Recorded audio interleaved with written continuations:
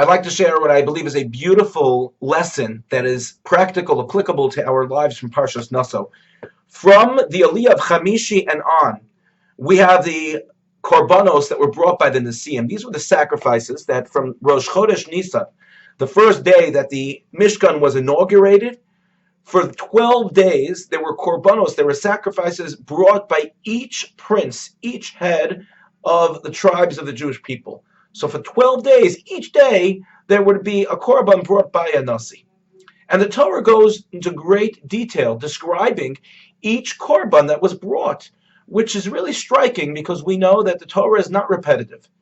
There are no extra words. Every letter has meaning in the Torah. Yet, when it comes to the Parshas of the Nesiim, we have 12 different paragraphs which describe the same exact thing, the only difference being the Nasi that brought it, and the Shevet, the tribe that they came from. So why would the Torah go to such great lengths to add so many psukim that seem to be unnecessary? So the Chidushei Harim explains as follows. He said, you would think that when it came to day 7, for example, the Nasi who was bringing his korban on day 7 was really imitating the Nasi from day 6 and day 5 and day 4 and all the way to the beginning. And likewise, you would think the Nasi that was the last one who was bringing was imitating all the previous Nasiim, because that's how it appeared externally.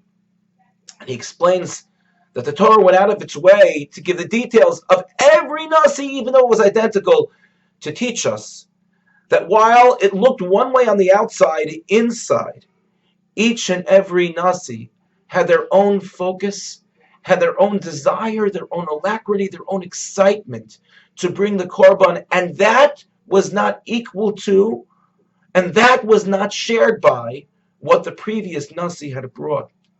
Each Nasi had their own experience, had their own story that molded them into who they were and allowed them to bring the korban with the proper focus that they had intended for themselves and for their shevet. So while externally things appeared one way, internally they looked very, very different.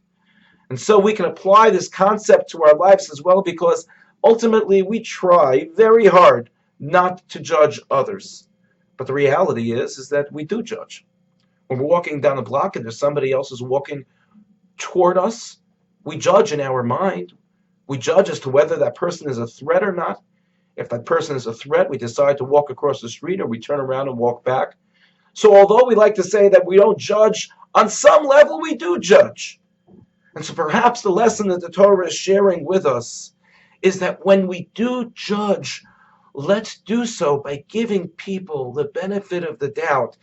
Benefit of the doubt meaning externally things may appear to be one thing, while we don't know what the real story is underneath, with a person's life experience, the struggles that a person and challenges that a person has gone through, and how it impacts their behavior externally.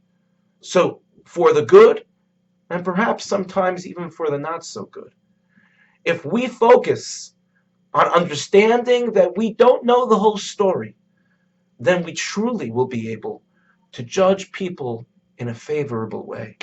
May we be zocheh to indeed do so. Thank you for listening, and have a good Shabbos.